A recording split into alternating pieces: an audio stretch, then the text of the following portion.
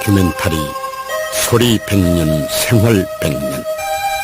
오늘은 그 29번째 시간으로 무성영화 시절의 인기 변사들 편을 보내드립니다.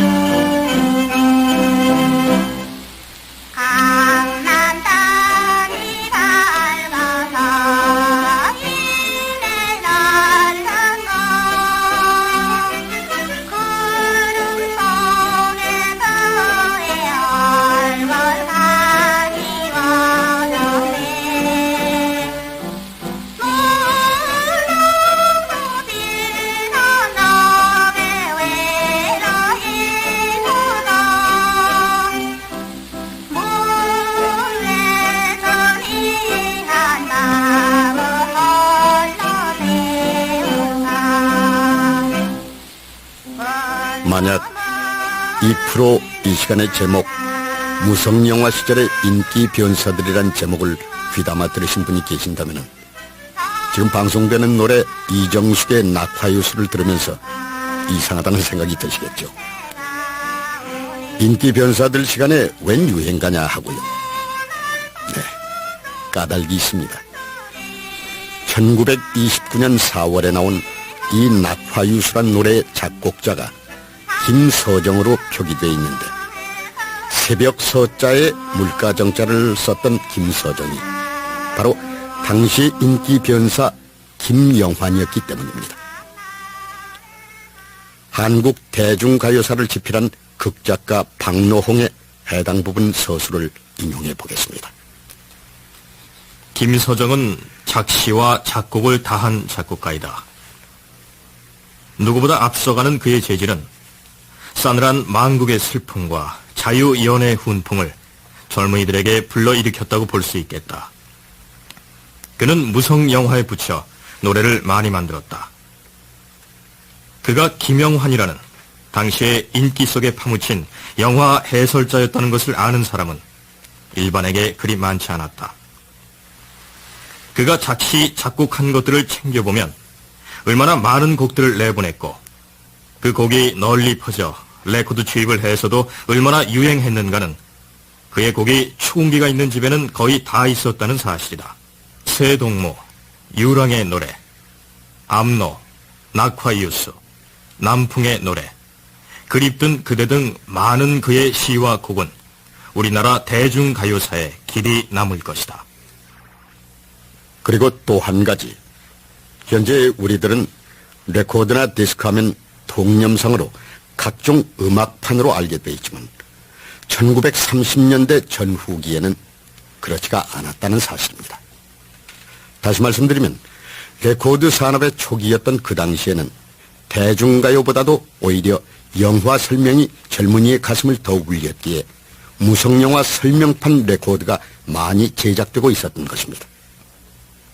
따라서 미리 말씀드리지만 이 시간에 소개될 몇 편의 영화 설명판 역시 그 당시에 그런 시대 조류에 발맞춰 출판된 음반입니다.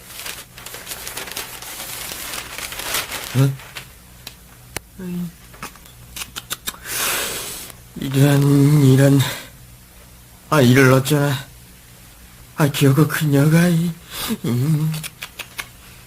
때는 1933년 도하 각 신문의 사회면에는 한강에서 투신자살을 한 어느 여인의 토막 기사가 실려 있었습니다. 그녀의 이름은 봉자. 그녀는 종로통에 있던 엔젤 카페의 여왕이었습니다. 그러니까 내노라 하는 이 나라 문화예술인은 누구나 그녀를 잘 알고 있었습니다. 아니, 많은 사람들이 그녀의 러브스토리를 알고 있었습니다.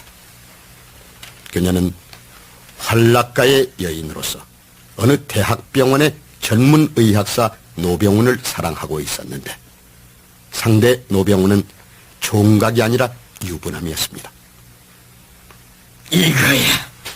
바로 이거라고. 봉자의 죽음? 그렇다니까.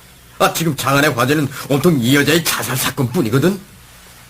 그러니까 봉자의 죽음을 스토리로 엮어서 레코드로 만들자 말씀입니까? 이보다 더 좋은 소재가 어딨겠나. 그래서 봉자의 죽음이 영화 설명판으로 제작됐습니다. 그런데 그 당시에 영화 설명판 레코드에는 흔히 영화 해설과 더불어 인기 가수의 노래가 삽입되는 예도 많았습니다. 당대의 인기 변사 이우흥의 목소리로 전개되는 영화 설명 봉자의 죽음을 감상해 보기로 하겠습니다. 이 노래를 부른 가수는 우리나라 최초의 직업 가수라 할 수 있는 최규엽이었습니다.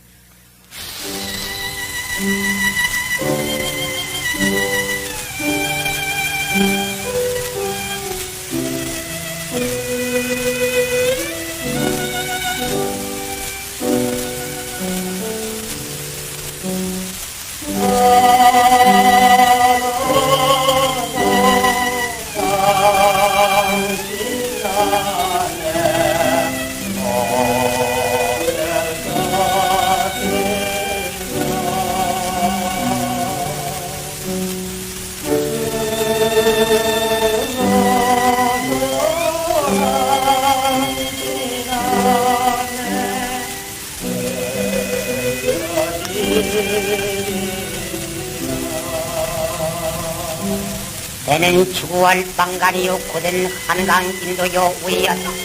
금풍은 소설하고 월색은 명랑한데 원천의 기러기는 짝을 불러 슬피고 청강에 노든 대고 거짓 찾아 나는 도다. 이때 간간히 느껴 울며 그려 나오는 외로운 그림자가 있으니 흔한 일찍이 환락경의 천사이요 황당한 남자들에게 똥락을 받아가면서도 오직 노병훈이 하나뿐만을 사랑하여 왔던 동자의 애달픈 최후의 걸음이었다. 어머니, 불교의 여수의 죄를 용서해 주세요. 늙으시 없는 늙으신 어머니를 거칠어온 세상에 불러 계시게 하고 저 먼저 쓸쓸히 떠나갑니다. 용을집 안녕히 계세요. 당신의 가정의 행복을 빌면서 봉자는 갑니다. 아무쪼록 길이길이 행복을 누리시도록 빌기어 저 울구먼 황천의 길에 서요. 어디서인가 쓸쓸히 들려오는 구슬픈 노래 소리는 공자로 하여금 즐거웠던 지내간 그 옛날을 애달프게도 영상 쓰여주는 거리였다. 그는 어찌하여 황천의 길을 밟으려고 하였더니가 그 여자의 눈물 겨운 과거를 들추어보려면 환락이 마저이요 취약이 원천인 종로의 거리 환란이 장식한 네온 쌓인 날의 환락을 이었던 엔젤 카포에서 여와이라는 별명을 듣고 어지러운 그 마음은 세상 사람들에게 구염을 독차지해왔던 여그 봉자이었으니 그는 모 대학 경원의 명성이 높은 젊은 의학사 노병훈과 우연한 가운데에서 서로의 사랑을 하였으며 장래의 행복의 가슴을 꿈꾸어가며 숙여버린 지내가던 거리였다. 그러나 불행하게도 운명의 신은 그들로 하여금 영원한 행복은 주지는 아니었던 거리였다. 그 어느 날이었던가 봉자는 피고는 몸 힘없는 다리를 끌고 쓸쓸히 집을 찾아 돌아왔을 때 그들을 이어서 아지 못하는 어떠한 부인 하나이 찾아온 거리였습니다. 누구신데 이 깊은 밤에도 불구하시고 찾아오셨습니까? 예, 너무나 미안한 말씀이오나 할 수 없는 집안 사정으로 부끄럼도 물에 쓰고 찾아온 거리입니다. 저는 저 병훈씨의 아내 되는 사람이에요. 예? 아내가 없는 줄 알았던 그에게 아비가 있음을 알 때 봉자는 너무도 뜻밖이라 정신은 가득하였지요. 그간 그리였던 몽상에 나고는 여지없이 깨어지는 거리였다. 그렇다면 이 나라 최초의 변사는 누구일까요? 황성신문 1908년 6월 24일자를 봅니다. 자길 하오 1시에 내부 대신 송병준 씨가 변사 정운복, 한석진, 김상현 3씨를 내부에 청여하여 해 활동 사진에 속하여 연설할 방침을 협의하였다더라. 이를테면 우리나라 최초의 변사는 정운복, 한석진, 김상현 등 3인이 되는 셈인데 불행히도 현재로서는 그 사람들에 대한 자료를 접할 길이 없습니다. 뿐만 아니라 현재 목소리가 남아있고 이름이 널리 알려진 변사들의 경우 또한 그렇습니다. 불행히도 그들에 대한 인적 자료는 전무한 상태인 것입니다. 전 소년 한국일보 주간을 역임했던 조풍현 씨는 개화기의 서울 풍속도에서 변사들을 이렇게 소개했습니다. 무성영화의 해설자를 변사라고 했었다. 명화를 들여다가 특별 흥행을 할 때에는 특별 요금을 받았었다. 반드시 광고지에 아무개 변사 도견이란 글자가 어느 때는 주연 배우 이름보다도 크게 나 있었다. 도견이란 한 영화를 여러 변사가 분담 없이 혼자서 도맡는다는 뜻이었다. 변사에 따라 관객이 늘었다 줄었다 할 만큼 그랬기 때문에 각 극장은 중진급 변사 확보에 힘을 들였고 보수도 일반 월급이 40원 안팎이었을 때 제1급 변사는 150원 정도까지 있었다. 이어서 조풍현 씨는 극장 변사 제1호로 우정식을 소개하기도 했습니다. 우정식, 그는 말이 더디고 박력이 없어서 2권짜리 단편 활극에만 쓰였다. 그는 착한 주인공이 악한에게 펀치를 먹일 때 어드러둥둥이란 말을 썼다가 뜻밖의 인기를 끌기도 했다. 관객이 흥분하면은 우정식과 소리를 같이 하면서 어드러둥둥하고 일제히 악을 쓰는 것이 예사였다. 아무튼 무성영화 시절의 유명 변사, 그들의 인기는 대단했던 것입니다. 사학자 김화진 씨도 이런 회고담을 남겼습니다. 내가 처음 본 영화는 서부 활극이었다. 서부의 광야, 도적놈을 탐정에 따라가는 광경이다. 장막 옆에 전등불이 비치며 서상어라고 쓴 것이 나오니 좌석에 앉아있던 관객들이 손뼉을 친다. 환성을 지른다. 서상호가 나온다. 앞에 가는 자동차는 괴한의 자동차요, 뒤에 가는 자동차는 경찰의 자동차다. 서상호는 갖은 재담을 다 펼치면서 그 활동 사진의 설명을 해나간다. 신들린 듯 열띤 변사 해설에 관객들은 숨을 죽이고 황홀한 표정들이다. 그래서 그 당시 영화관에서는 이런 광경도 벌어지고 있었습니다. 여기는 안개 자욱한 영국의 수도 파리. 프랑스는 파리인데요. 하여튼 파리는 파리였던 거리였다. 서부 활극의 경우 이놈이 저놈을 죽이고 저놈이 그놈을 죽이고 그놈이 다시 이놈을 죽이고 그리하여 그들은 모두 죽고 말았던 거리였다. 그랬는데 주인공이 다시 나타나면 그러나 우리의 주인공 로버트는 죽지 않았던 거리니, 왜냐하면 주인공이 죽고 나면 영화가 싱겁게 끝나기 때문이었다.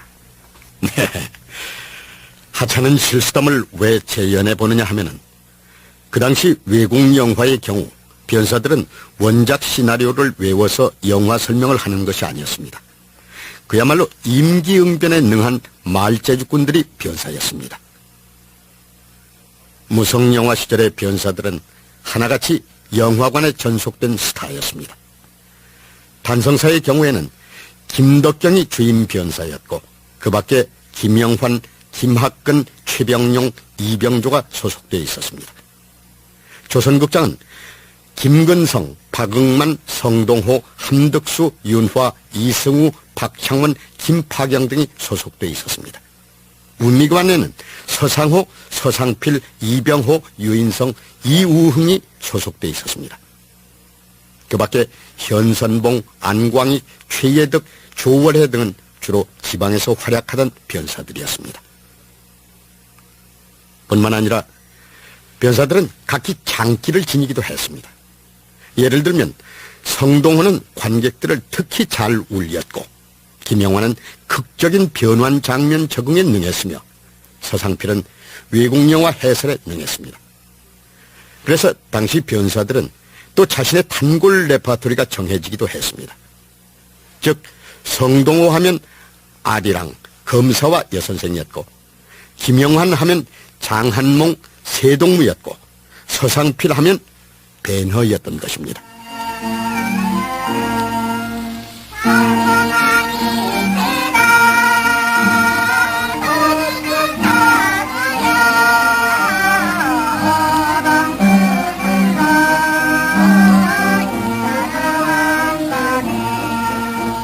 유자나무 꽃피는 날에야 어느 곳에 주마거리라고 부르는 평온한 어촌이 있었습니다. 이후로는 푸른 연산, 앞으로는 진주물결 수조들의 합창은 물놀이의 화다 판다 서양 해변의 어부들의 노래소리.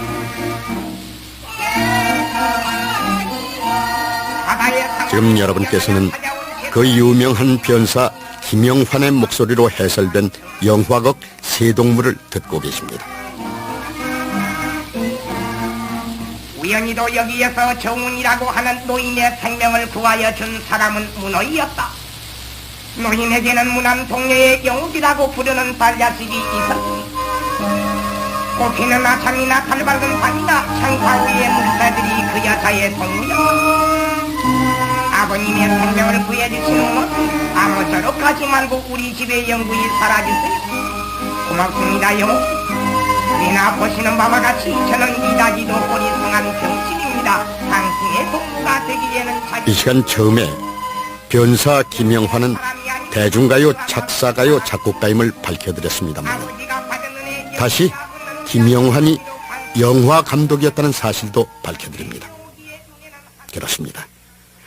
영화 세동무는 김영환의 각색 감독 작품으로서 1928년 5월 6일에 단성사에서 개봉됐습니다.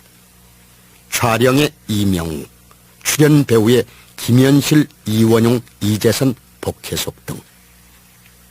이 영화는 원한을 남기고 죽은 세 사람의 그 의지가 살아생전 맺힌 한을 풀기 위해서 밤이 되면 이 세상의 귀신으로 나타나 원수들을 저주하고 괴롭히며 안가품한다는 전형적인 공포 영화다.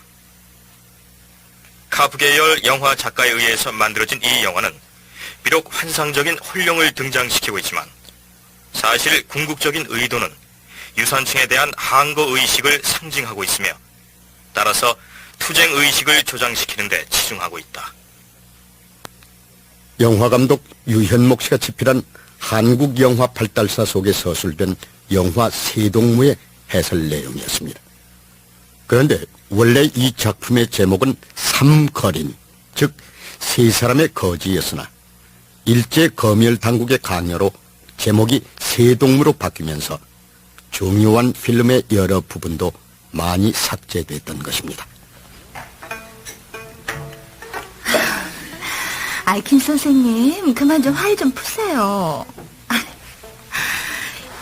이 연하 얼굴도 좀 보시고요. 넌 모른다. 지금의 내 심정. 물론 저 같은 여자가 알 수는 없겠죠. 하지만 전 김 선생님이 기댈 수 있는 따스한 가슴이 가졌잖아요. 그러니까 선생님, 다음번에는요, 가위질 당할 부분이 하나도 없는 영화를 만들어 보세요. 김영환은 다음 해에도 약혼이라는 영화를 각색 연출했는데 역시 민족적 투쟁의식을 고취하는 내용을 담았습니다. 아, 선생님, 이 연하가 심심해 죽겠어요. 서상호 선생님은 벌써 언제부터 단꿈을 꾸고 계시다는데. 서상호가? 아니, 서상호도 여기 와 있단 말이야? 어머, 아이, 김 선생님께서는 우리 장충관의 서상호 선생 애인이 몇 명인지도 모르시나 봐요? 뭐야? 서상호 애인이 몇 명? 사실은요, 우리 장충관 기생들은 하나같이 상사병이 나 있어요. 물론 김 선생님 때문에 병이 난 애들도 하나둘은 아니지만요. 새삼스런 얘기가 되겠습니다만 1930년대 그 당시의 기생들은 미남 배우와 잘생긴 대학생들을 무척이나 좋아했고 일단 좋아하면은 모든 것을 다 바칠 정도로 적극적이었던 것입니다. 따라서 그 당시의 스타들인 변사들 또한 기생들의 선망의 대상이었습니다. 영화 감독이었던 윤봉춘홍이 남긴 나의 고백적 자전, 그 속에서 해당 부분을 읽어보기로 하겠습니다. 그 무렵 대부분의 남자 배우들은 영화가 상영되는 단성사 변사실에 나와 기생들의 프로포즈를 기다리고 있었다. 영화가 끝나면 기생들은 자기 명함과 함께 인력거를 보내서 배우를 자기 집으로 초대한다. 인기 배우에게는 하루 저녁에도 두서너 장의 기생 명함이 날아들었다. 인기 스타는 주위 사람에게 묻는다. 누가 돈 잘 쓰는가? 누가 더 멋진가? 정보를 듣고 나서 그는 인력거를 골라 타는데 변사 역시 배우 못지않은 인기 스타였다. 관록 있는 배우나 변사의 양복, 구두, 넥타이, 심지어는 내복까지도 기생들이 해준 것이고 대학생을 공부시키는 기생도 적지 않았다. 인력거 타고 점잖게 기생집 문 앞에 다다으면 먼저 보약 따리는 냄새가 코를 찔렀다. 인력거가 도착하기 전에 기생은 집안을 깨끗이 치워놓은 다음 예쁘게 몸단장을 하고 술상을 차려놓고 기다린다. 가야금 소리가 은은하게 퍼지면서 술잔을 기울이며 실컷 놀다가 자기 나오고 싶을 때 그녀 집을 떠나면 된다. 이어서 윤봉춘홍은 그 무렵 기생빵 출입으로 가장 이름 높았던 배우 이원용의 예를 이렇게 들고 있었습니다. 한강다리에서 떨어져도 끄떡없었던 1급 활극 배우 이원용은 봄에 기생집에 들어가면 가을이 되어야 나올 정도로 톡톡히 재미를 본 스타였다. 봄에 기생집 들어갈 때 혈기왕성하던 이원용. 그가 가을이 다 되어 기생집을 나올 때는 앙상한 나뭇가지처럼 뼈만 남은 모습이었다. 이런 영화계 풍토 속에서 나는 타락하지 않으려고 무진 애를 썼다. 동네 태생 인기 변사 서상호. 그는 명금과 부활 등으로 이름을 날렸으며 영어 발음이 정확하기로 정평이 나 있었습니다. 서상호의 육성으로 영화 설명 명금을 들어보겠습니다. 뉴욕구에서 유명한 여류 소설가 키지구레는 자동차를 몰아 가젯도 신문사를 방문하였더니 사장은 키지구레에게 가젯도 100만의 독자에게 열광적 환영을 받을 만한 감정소설을 신문지상에 연재하여 달라 청구한다. 이 청구를 받은 키지는 일주일의 유효를 얻어 그날부터 4년 8방으로 탐정소설의 힌트를 모집하러 다녔다. 북쪽 구라파에 무라토호행이라 하는 조그만한 왕국이 있어. 그 나라에는 가장 야심가요 가장 모험가인 프레데리코 백작이 있다. 프레데리코 백작은 그 나라 어떠한 곳에 막대한 보물이 매몰이 되어 있다. 그 장소를 알고자 할 것 같으면 명금 2 조각을 얻어 한데 합하여 보면 안다 하는 기록을 보고 친히 명금 2 조각을 얻으려고 무한히 노력을 하였으나 스포에 돌아가고 말았다. 자기의 부하 노로로 하여금 세계 각국에 보내어서 그것을 찾게 하였다. 키지는 어떠한 고물상점 앞으로 지내가다가 호기심으로 진열청원을 들여다보니 나팻말이 기입이 되어 있는 명금 반편이 있다. 이것을 본 키지의 머릿속에는 번개와 같이 어떠한 이식을 한계하였다. 키지는 그 명금 반편을 사가지고 자기의 집에 돌아와 명금 반편에 기입이 되어 있는 나팻말을 번역을 하니 무라토호행 그러나 궁성안이라 하는 말이다. 인기 변사들이 단꿈에 취해 있을 때에도 무심한 세월은 흘러가고 있었습니다.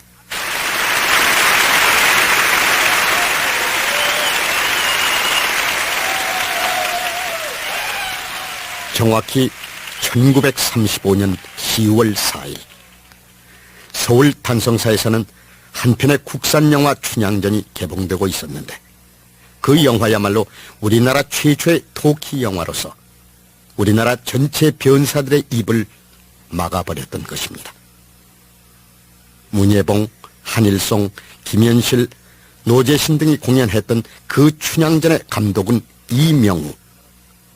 이 사람 이명우야말로 우리나라 초창기 영화의 촬영 기사로 독보적인 존재였던 이피루의 아우였습니다. 게다가 특기할 만한 사실은 이피루 형제는 손수 PKR이란 발성장치를 개발, 토키 영화를 찍어냈던 것입니다. 뭐라고? 이피루 씨가 토키 영화를 만들었다고? 이 사람아, 그렇게 마음 놓고 웃을 일이 아니세. 저쪽 구미 여러 나라에선 토키 영화에다 색채 영화까지 개발하는 중이라니까. 이것 보세요, 형님. 그렇게 잔뜩 겁먹은 얼굴 할 것 없습니다. 아직도 우리 관람객들은 나 서상호나 김근성 형님 목소리를 찾아서 극장에 오는 사람이 전부다, 이런 말씀입니다. 우리가 그까지 장난스러운 발성영화 때문에 오금이 저려서야 어디 쓰겠습니까? 천하의 서상호, 천하의 김근성이. 자, 술이나 마십시다, 형님. 인기 변사 서상호의 달변이 제 아무리 설득력이 있었다 손치더라도 당시 영화계의 혁명을 가로막을 수가 없었습니다.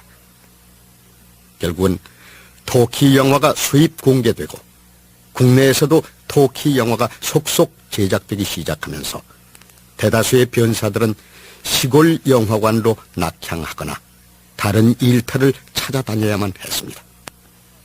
그러니까 무성영화 시절의 스타 변사들은 흘러가는 별이 되고 말았던 것입니다.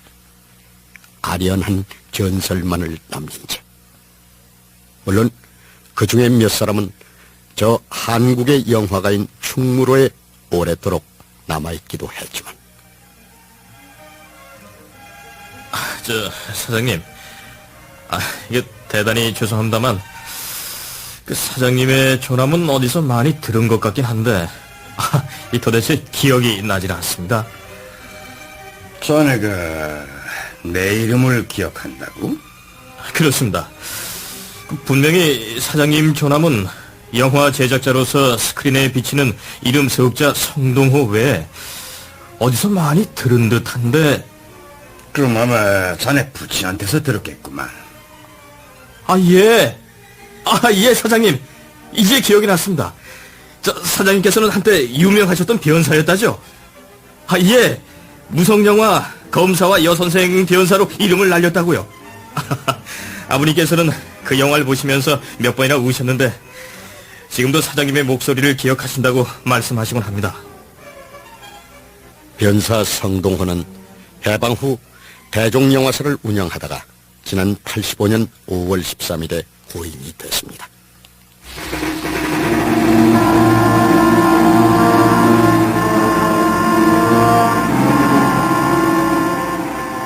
영화극 부활입니다. 출연은 복혜숙과 이경손이고 해설자는 저 유명했던 변사 김건성입니다. 방 검은 하늘에 꽂히는 화살같이 해서히 흐른다. 이는 노소와 전설에 의하여 타국과 전쟁이 있음을 계시함이라 한다. 촌이면 촌, 도해면 도해, 남녀노소는 창문을 벅차고 뜰 밖에 나선다. 마님 어서오세요. 아유, 그걸 못 보시고 해성이 떨어졌어요. 이제 토이하고 전쟁이 되면 모스크바에 계신 내 브리그스에서 이리로 지나갔으면 됐지 않네, 마님. 가주샤, 내 당대에 그의 토이하고 전쟁을 일으키겠다. 이때에 마침 은근히 들려오는 행진곡의 군악소리. 병력들이다. 아이고, 어쩌나. 내 브리그스 어디겠네, 마님. 어서 나오세요. 어디, 아유, 한정정들이로구나. 아유, 저기다. 아유, 법도 많다. 아유, 내 브리그스 얻었으면. 밤이면 밤마다 잠 못 이루던 같이 오샤. 3년이나 고대하던 네프리오드 공작, 네프리오드를 찾으려는 같이 오샤의 애타는 가끔. 아이, 마님, 내 브리그스 어딜까요? 아유, 왜 산에 들어올까? 아이, 마님, 종합장으로 맞다니까. 오, 내 브리그스. 어디에? 가주세요, 정말이냐? 난 마주 올라갈 테요. 아이고, 난 부끄러워서 어떡하나. 마님, 전 들어가요. 아유, 어떡하나. 꼼털같이 안으로 뛰어들어온 같이 오샤는 경배에 향하여 단장을 하려다가 그나마 부끄러워 후원으로 도망을 갈 때에 그의 얼굴은 배지렁같이 붉어지며 떨리는 가슴은 까닭조차 모르게 하나를 우러러 축소한다. 때는 마침 부활제의 밤, 먼 곳에서 은은히 들리는 계속설에 주여, 평안히 오소서. 저희 힘도 이 밤에 오셨습니다. 문 앞에서 들리는 맑은 소리, 아주머니와 인사하는 그립던 그 목소리, 같이 의사의 어린 가슴은 잠없는 어쩔 줄을 모르고 기쁨이 터지는 듯 싶었다. 못나오지 마세요. 못나오지를 마세요. 부끄러워서 못나게 하는 저희오니. 같이 의사야 애달보라. 상공에 뚜려선 살림을 쳐다보고 저 달이 우리님이라면 애소하는 같이 의사였다. 김근성은 1922년도 제작의 영화 춘향전에서 주연도 했던 사람입니다. 스타 변사로서 인기를 누리던 그는 영화의 토끼 시대를 맞아 연극단체를 이끌기 시작, 김춘광이란 이름으로 지방 최대의 흥행단체 예원좌의 대표가 되기도 했습니다. 뿐만 아니라 그는 악극대본 평화를 집필하는 실력을 보이기도 했습니다. 그러나 말쑥한 신사복 차림으로 언제나 동분서주하던 그도 8.15 해방 직전에 그만 일본 뇌염에 걸려 병사하고 말았습니다.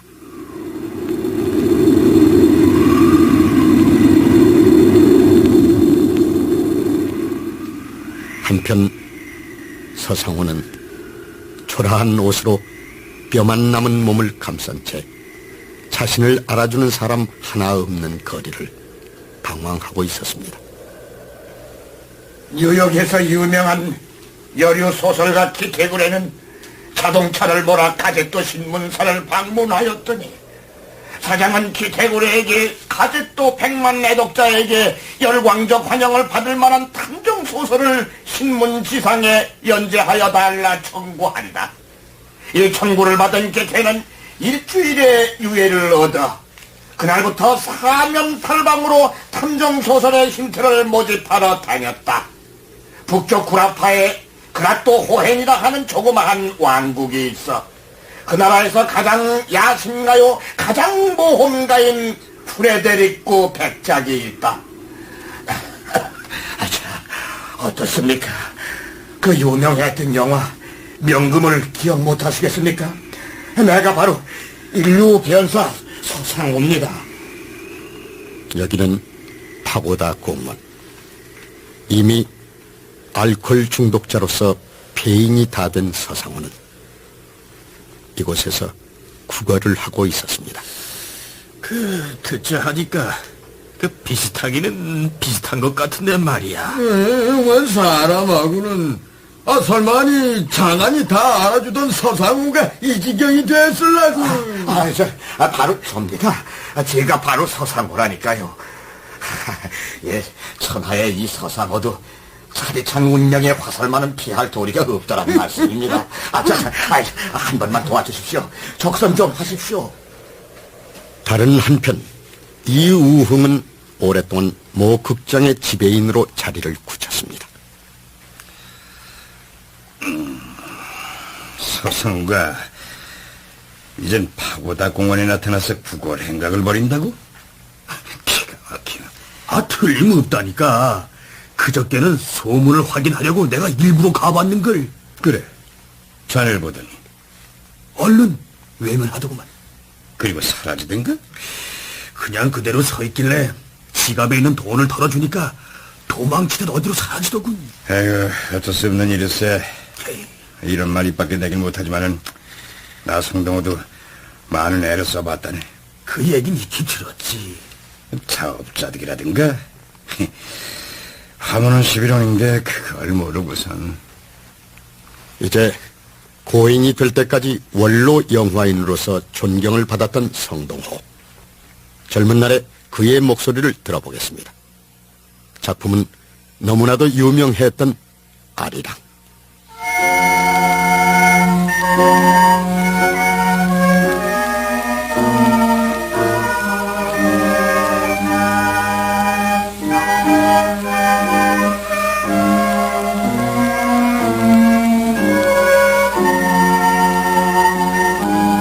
설진전박과 아름다운 산천을 자랑하던 백성들이 일곱일 세월에 쌓인 서름의 시를 읊으려 합니다.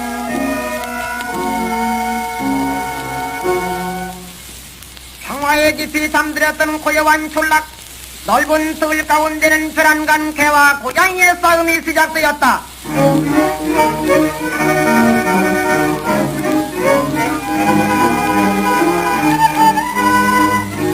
쫓겨달아나는 사나이는 돈 많은 세력가 손상민이라는 사람의 뒤통지기로 국립 사람들이 송천이같이 시대하는 오기오라는 자요. 쫓아오는 청년은 어느 전문학교 2학년에서 폐학하고 귀양한 후에 철학을 연구하다가 뛰쳐났다는 이승기의 명불사나이 최영진이다. 자기 집까지 땡겨 들어온 기어는 큰 목소리로 얘들아 빨리 저 미친놈을 잡아라. 이 소리를 들은 여라 아이들은 달려들어 영진을 결박하여 놓았다. 이때 마치 문을 열고 내어다보던 이제 주인의 천상민은 우놈을 참지 못하는 듯이 이 미친놈이 또 왔구나. 이놈을 데리고 가서 이놈의 애비를 불러오너라. 얼마 가지고 있던 돈과 밭도와 둘의 학비로 다 흡수하고 지금은 한숨이 끊일 새 없는 미친 영진의 붙지는 화가 나서 여러 사람들에게 붙들려 들어오는 영진을 때린다. 이놈아 어찌하자고 이다지 애비의 숨을 태워주느냐. 사정 얻은 오빠가 미쳐나고 사랑하는 어머니를 잃어버린 의로운 처녀 영희는 뛰어나오며 아버님 참으세요. 그 불쌍한 오빠를 때렸으면 어찌합니까. 이때에 동리의 박 선생님이 돌아오며 윤현부가 온답니다. 영감 그것이 벌써 4년 전 일입니다. 그리요 두 놈이 저 아리랑 고개로 넘어가던 거리. 야야 영진아 너의 친구의 현구가 온단다. 그러나 영진이는 아무것도 모르는 듯이 벙벙이 서서 웃고만 있을 뿐이다.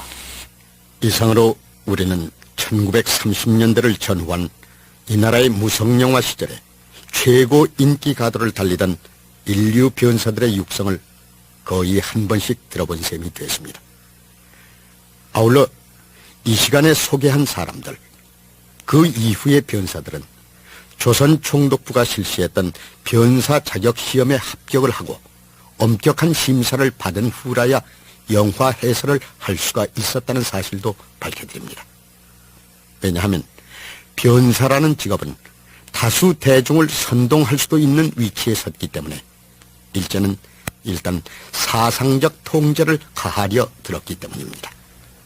이제부터가 재미있는 얘기니 여러분 기대하십시오. 현역 극작가 하유상 씨는 금년 10월 초 월간 문학에다가 키노드라마 이수일과 심순애를 발표하면서 영화 필름을 이용하는 1인 변사극을 시도한 바가 있습니다. 그 중에 일부분을 소개하면서 그때 그 시절의 극장 속으로 돌아가 볼까 합니다. 그런데 변사라는 직업은 결코 즐거움만의 직업은 아니랍니다. 나 자신 왜 이런 직업을 택했는가 싶어 후회스러운 일이 일주일에 8일 정도는 됐지 뭡니까. 그 원인은 당시의 극장이 통풍장치나 냉각 설비가 전혀 없었다는 겁니다. 그야 선풍기가 폭풍 같은 소리를 내며 돌아가긴 하지만은 찬바람은 내지 못하고 도리어 모터가 열을 내는 통에 고무 냄새 비슷한 고약한 냄새를 내지 뭡니까. 어쨌든 간에 삼북에 푹푹 찌는 더위에 통풍장치가 없는데도 창문을 모조리 꽉 닫은 데다 설상가상 엎친 데 덮친다고 객석은 초만 원이라 빽빽이 들어찼다고 생각해 보십시오. 게다가 객석에 꽉 찬 수증기, 탄산가스, 유화수소, 암모니아, 암내, 순내, 향수내, 땀내 따위가 30도를 윗도는 높은 열에 비등해서 한꺼번에 무대에 변사처럼 몰려드니 이런 때야말로 이리하야 악한 사람을 번영하고 선한 사람을 멸망하는 권선징악의 진리를 유감없이 보여준 자리였다 하는 따위에 걸작 설명이 나온 거지 뭡니까. 끝으로 김영환의 육성을 다시 한번 들어보겠습니다. 영화 설명 레뷰입니다.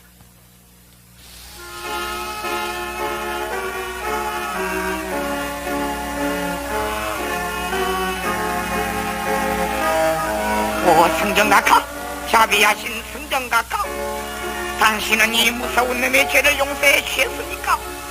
이놈은 비로소 세상 사람의 인정이라는 것을 처음으로 받아봅니다.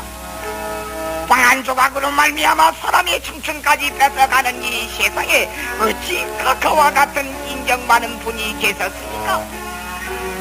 자비한 성경은 잔발찬의 앞으로 가까이 오며 그의 머리에 손을 얹어 주었다. 잔발찬, 그대는 나의 동포요, 그대는 나의 형제다.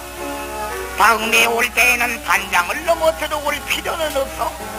언제든지 출입문은 잠그지를 않으니까 확실코 잊을 이야기를 터이지. 이 은촉대와 은접시를 잡은 삼아 기필코 착한 사람이 되리라고 나에게 약속한 그 일은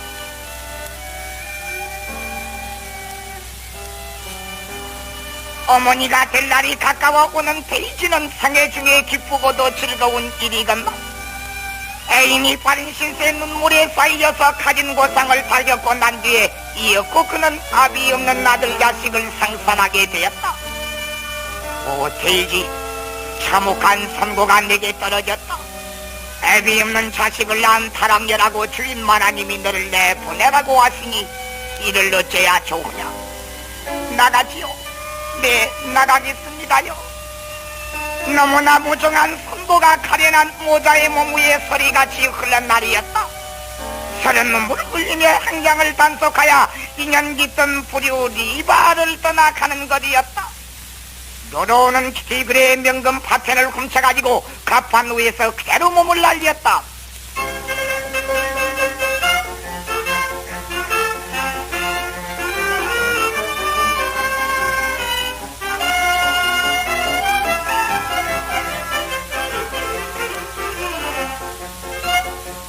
그 백차, 이 로로가 오랫동안 고생한 결과에 명금 파편을 얻어 가지고 왔습니다. 수고했어. 이 고약한 놈아 로로, 나의 돈을 뺏어먹으려고.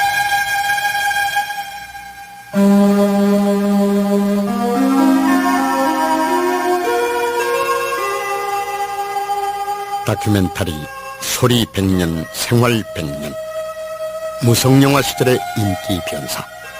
지금까지 출연 이완호, 문영래, 유재상, 김민석, 홍시호, 함수정, 문관일, 이재용.